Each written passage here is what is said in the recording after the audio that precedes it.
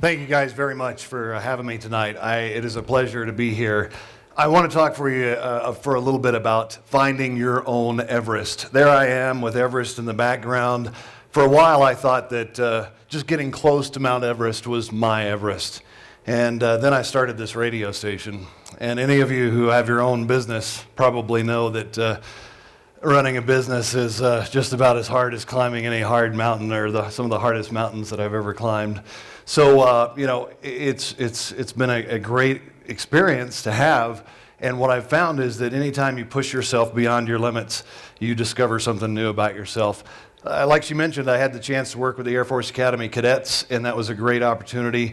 Throughout the years, I've built radio stations in different cities. I've had a chance to go to some really cool places, but mountain climbing is really where I find my passion. And mountain climbing is where I learned a lot about myself that I never knew before. I learned that I had something in me that I didn't know I had. And that's what I want to talk to you guys about, is finding your Everest and conquering it and igniting the fire to conquer it. There's two climbers right now working to the top of the world. They're both veterans. Charlie and Chad recently made the news with this quote: "I have one leg, but I can climb Mount Everest. I have PTSD, but I can climb Mount Everest. I have traumatic brain injury, but I can climb Mount Everest." So this guy looks like he's asking a question. And the question is for you, it may not be mountain climbing, but what is your Everest? I want you to think about that for this 5 minutes. I don't think many of us really ever reach our full potential in life. Even the most successful person in the room tonight, I think you still have more in your gas tank than you thought you did. And what I want to do tonight is ignite that in you and get you to find out that more in your gas tank. Now, right here was an I can't moment for me. I'm on Long's Peak, and right there I was thinking I can't do it. And I'm sure you're thinking, well, I'd like to do this, but I can't because of that, and I can't because of this. Put all that I can't behind you. This is my friend Chris Fonseca. Chris was born with CP. He has a really hard time speaking. He's in a wheelchair, but that didn't stop Chris from becoming a very successful comedian who's entertained millions of people on comedy stages as well as on TV. Awesome guy.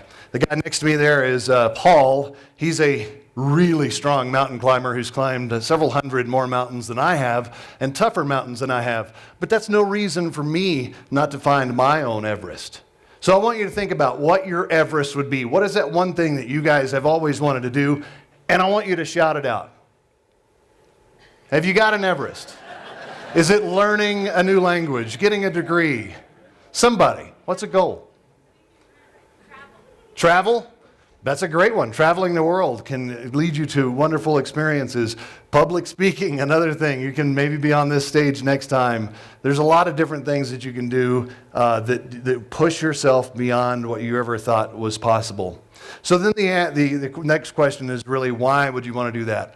Well, I think for me, it's taught me what I have inside that I didn't know that I had. Reaching down deep to find that energy to get out of that place. Then the next thing I decided was, how do I take that fire and that energy and put it to something else? So I started a little thing called 14ers for Kids. It was a personal goal for me to climb 14 14ers in 14 days.